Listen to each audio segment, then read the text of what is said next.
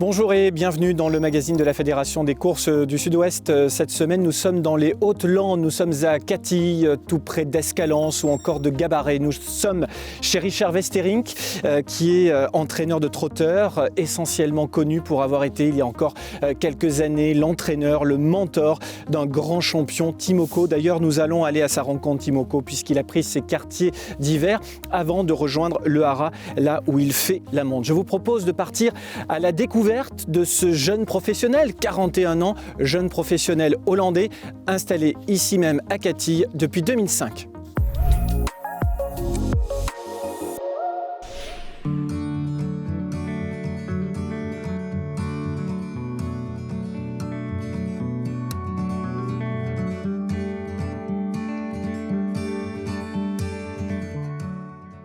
Je suis Richard Westerink, installé à Catille depuis 2005, entraîneur quoi.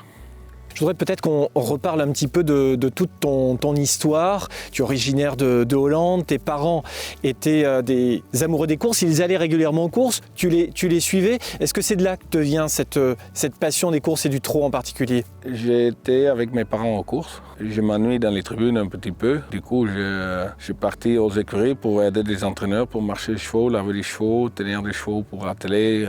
Je fais une école à Hollande comme à peu près la sec ici. Après, je travaille pour certains entraîneurs à Hollande.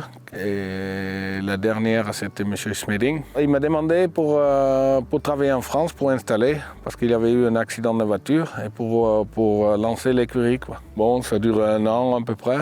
On se séparait et puis j'ai cherché du boulot par ici. J'étais allé aux courses, je tombe sur Michel Charlot. Je travaillais 1 an presque pour Michel Charlot. Mais il était trop loin de la maison où j'étais parce que ma ex-femme, elle avait déjà travaillé. Et on avait quelques chevaux déjà. Donc on cherche une propriété à vendre. Bon, on a tombé sur cet endroit-là. Là. Et puis on a acheté. Je travaillais chez Michel presque 1 an. J'ai arrêté un petit peu. Après, je travaillais un petit peu dans les canards pour avoir l'empreinte à la banque. Quoi. J'ai travaillé 1 an jusqu'à quand j'ai la première course, gagné une première course. PMU à Toulouse avec Orduran. Là, le lendemain, j'étais dans le bureau du chef. J'ai dit, dans 1 mois, Richard n'est plus là. Donc, ça, c'était fini, terminé. Et bon, petit à petit, on tombe un peu sur les bons chevaux. Paulo Colons, Rapido des Bois. Rex A9, il y a un petit moment, il était là. Real Espoir, il avait ça lançait des trucs, quoi. Alors tu arrives en 2002, c'est ton premier passage en France chez TJ Smeding. Tu vas avoir plein de bons chevaux aussi grâce à Michel Charlot qui vont passer par tes box et qui vont véritablement te lancer. Et puis arrive le crack Timoko. Comment s'est passée cette rencontre? C'est un peu une jolie histoire quand même parce que c'est Michel Charlot qui m'a loué un cheval qui s'appelle Paulo Colons, que c'était pas un crack, mais déjà un bon cheval. C'est un éleveur hollandais, M. Van Klaveren, qui m'a appelé. Il a dit j'ai un demi-frère de Paulo Colons, est-ce que tu veux pas me laisser? J'ai cherché le cheval et puis voilà, c'est comme ça que j'ai rencontré Timoko. Comment va-t-il? Ben, il va bien. On attelle de temps en temps pour aller garder un peu en forme et un peu. Il peut faire autrement que dans son paddock, quoi. En plus, là, c'est un peu mouillé et tout. Donc il sera bien de se changer son idée un petit peu. Il aime ça en plus, donc oui, il est bien. Ça a été une aventure extraordinaire avec Timoko. Alors certes, tu n'as pas gagné le Prix d'Amérique, c'est peut-être ça le petit pincement, mais grâce à lui, eh bien, tu as remporté de nombreux groupes 1 et un petit peu partout dans le monde. C'est un rêve qui m'a changé complètement ma vie. Quand on voit l'outil de travail maintenant qu'on a, c'est grâce à lui. Après, je rencontre beaucoup de monde qui, sans Timoko, je n'ai jamais rencontré.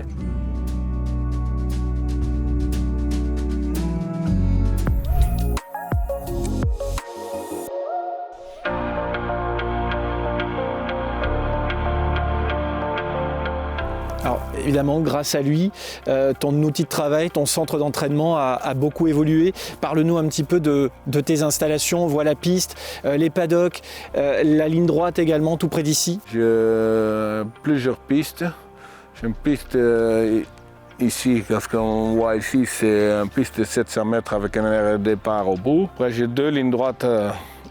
Une ligne droite fouillant et une ligne droite un peu sol dur, une petite piste ronde et des parcours dans la forêt, quoi. Enfin, on a des box, des stalles et un marcheur aquatique.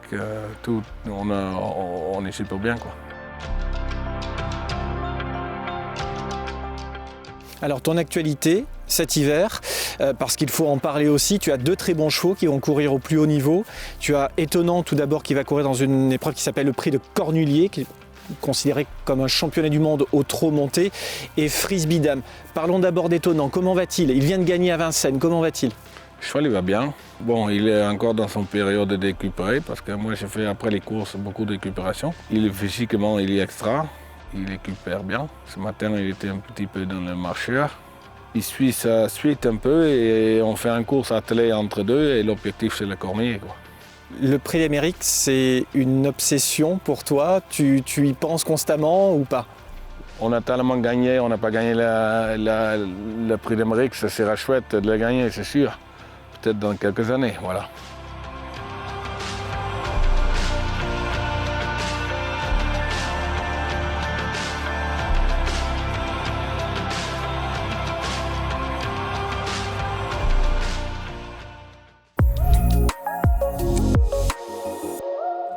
Voilà, c'est encore avec Timoko qu'on va se quitter, avec la statue de Timoko juste derrière nous, en attendant peut-être celle d'Étonnant ou encore bien d'autres. Un grand merci à Richard Westering de nous avoir accueillis ce matin chez lui à Catilles, lui et toutes ses équipes. Ce reportage est à retrouver sur notre site internet www.fcso.tv. Vous n'oubliez pas le journal des courses également, en ligne chaque jeudi à partir de 20h. On se retrouve dans 2 semaines. Excellente fête de fin d'année. À bientôt, salut.